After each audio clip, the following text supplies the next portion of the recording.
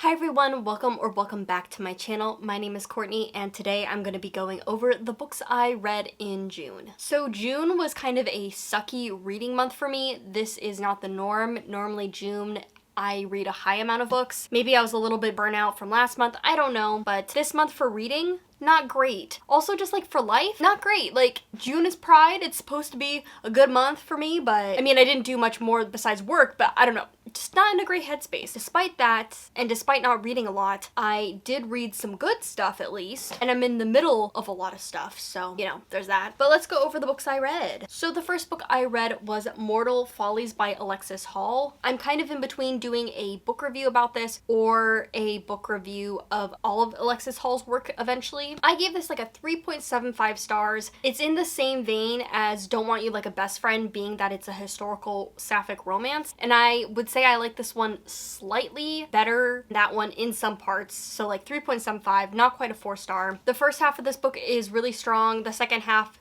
a little weaker, but I have a lot of feelings about this book, which is why I'm leaning towards doing a review of it. So this book is a Regency era sapphic romance. There's magic in this world, mostly magic given out by gods and like fae and different stuff like that. And we have a narrator who is kind of hinted at to be Puck the fairy, and they are kind of going around looking for stories, and they cross this young woman who has been cursed, and so they decide to follow her story, and it ends up being like this epic love story kind of a thing. And so the whole book is told through this fairy or Robin's perspective, and they're a very tongue-in-cheek kind of presence throughout the story. But basically, yeah, Regency historical romance, but with magic added to it. So it's kind of a little bit in between Don't Want You Like a Best Friend and the Olivia Atwater book Long Shadow, and I would say I like this better than both of those, but there are some weaknesses here. Like I said, there was a narrator, so you're not directly in the characters' heads, which I felt like for a romance did lead to some kind of issues of me getting close to the characters. But at the same time, I loved the concept of having a narrator, and I really liked Robin as a character. I really liked their narration, and so I liked that this book went out of bounds for like what people would expect from a romance. Again, there were hindrances from having the authorial choice, and the other thing is that there were like some pacing issues, mainly because what I thought would be like the big act finale ended up being like the halfway point kind of conflict. And so that was interesting because we get to surpass that conflict and we get to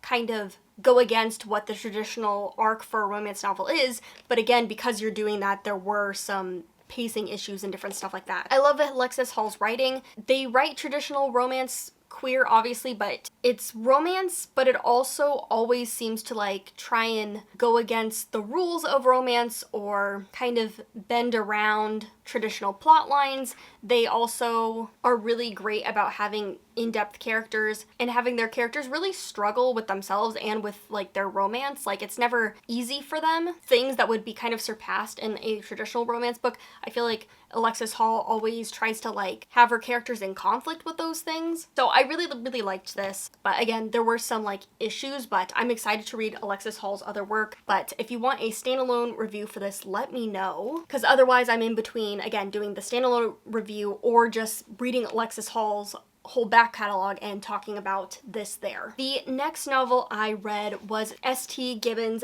A Dowry of Blood. I had been wanting to read this ever since it came on my radar, and I really wanted it in the original printed cover when this was self-published because I absolutely love that cover. Like, this isn't bad. If I just saw this, I would not be upset, but I love the art for the original cover, so it makes me really sad. You can't get that cover. It is way too expensive what people are trying to ask for it. And so I finally suckered out and got the paperback edition, and this was great. So basically, this is a retelling of Dracula from one of the perspectives of his brides, and like Dracula, this is told through letters and journal entries kind of a thing. It's basically her writing to Dracula, and she is also the first wife of Dracula, so you're getting a lot of history as he brings on more wives as they go through, I want to say like definitely like AD, after the death of Christ kind of timeline. I would say maybe like the 1300s, the 1200s, somewhere in there, like up to pretty close to present. And I loved this. It was so good. I already love epistolary novels and I like vampires. I definitely see myself drawn to vampire literature, especially Dracula retellings more now. Besides like the epistolariness of it, like just the writing itself was just really excellent. The characters I fell in love with, they were so strong.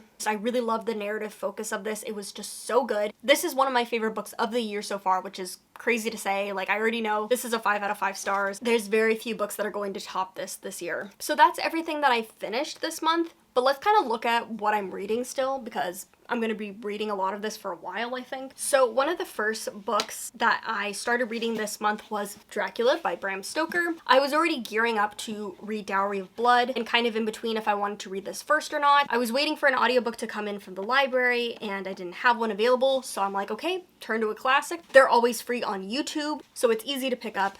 And I'm about a third of the way through this right now, and it is surprisingly so good. It feels so modern, which I think is crazy. Again, this is an epistolary novel of like a vampire story. It's like the most famous one in the English canon, and it's kind of the precipice of all our vampire stories now. But this is basically mystery, thriller, horror early, I would say. You're getting people's accounts, you're getting letters, and I love it. I love found texts kind of stories, like this compiled text stories. And besides that, the pacing is just so excellent. Like, it has you on the edge of your seat. Like, obviously this story isn't really surprising to me because like I know the vampire origin, like I know what I wouldn't say twist, but I know what's going to happen in this book. But just the recounting of the story is just really compelling, and I think having it in that epistolary style lets it be a little bit, I don't want to say easier to grasp, but the writing is a little bit more modern sounding because it is like through people's voices. Yeah, it's just really good. And so when I have downtime, when I'm waiting for an audiobook, this is like the perfect thing to pick up. And the other big book that I'm reading, that I have been reading since the end of last month, is Mirrored Heavens. This is the ARC.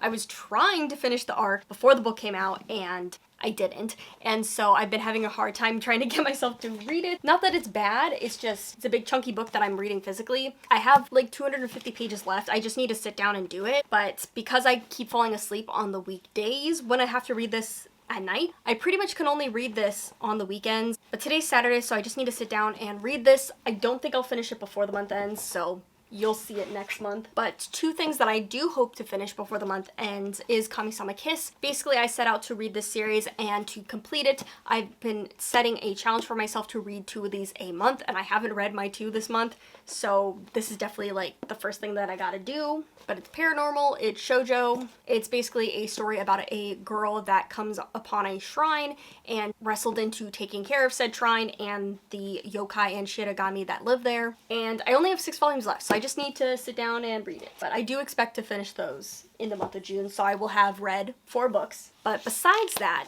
I'm reading a lot of random stuff. So I'm reading a California foraging guide. I'm just kind of reading through entries pretty slowly. I'm still in the B's, but surprisingly very interesting. And I've also been reading the Haikyuu art book. Well, you know, looking through it, but there are stuff to read in the back, so I just need to take my time looking through it, enjoying it, and then reading everything, and then I will, you know, put it as read. But yeah, that's everything that I read in the month of June, as well as stuff that I have been reading in June that I haven't quite finished up yet. So you will definitely see a return of some of these things in later months. But yes, let me know what you read in the month of June. I would love to know, what have you loved, what have you not loved. But thank you so much for watching. I'll see you guys later, and happy reading.